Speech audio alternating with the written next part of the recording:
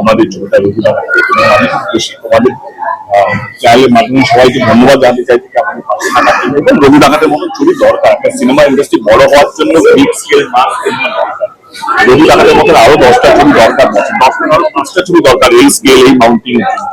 সেখানে আমার মনে হয় এই ধরনের যে ছবিগুলো করেন বা এই বড় স্কেল মাস যেটা অফকোর্স কন্টিনিউস ইম্পর্টেন্ট, সেই ধরনের প্রডিউসার বা সেই ধরনের ডিরেক্টরদেরকে আমাদের সাপোর্ট করা, যার মাথার উপরে দর্শকের আশীর্বাদ, মায়ের আশীর্বাদ, আমাদের ভগবান মায়ের পাওনা, তার এইসব ছোটগুলো হওয়া উচিত। আবার নেব, পরিষ্কার করবো।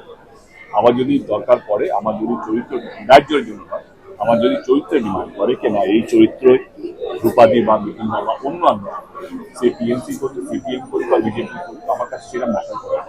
আমি জুন দিকে নিয়েছিলাম কিশমিশে, সেই জন্য নিয়ে নিই আমি জুন দিয়ে টিএমসি করে বা কাঞ্চনজঙ্ঘা ছবিতে করছে, প্রজাপতি কিন্তু কাঞ্চন মল্লিকা, তার জন্য নিয়ে সে এমএলএ বলে আমি নিয়েছি। সেই রোলটা তার সেই যোগ্যতার জন্য আমরা তাদেরকে কাজ করি বা আমি অন্তত পাই।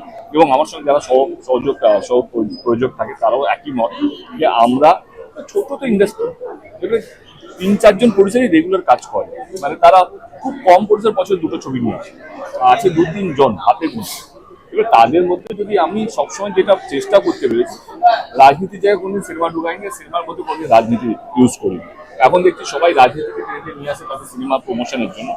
আমি চাইলে এটা করতে পারতাম, বাট আমি সেটাকে সবসময় ব্যালেন্স করেছি, মানে সবসময় আলাদা রেখে।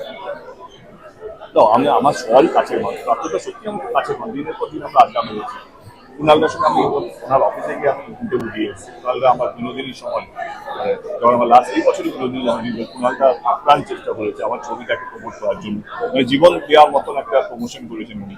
এবং উনি আমার প্রফেশনাল সেই সময় সঙ্গে কি হয় মাঝে মাঝে কিছু একটা হয় নাকি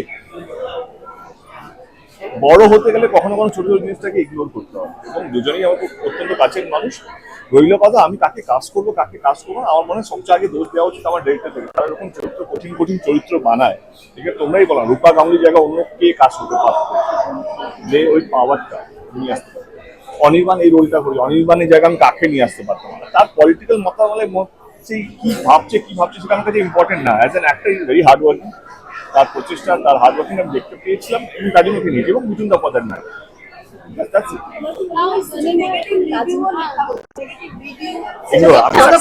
আজকে আমরা সাকসেস এনজয় করছি।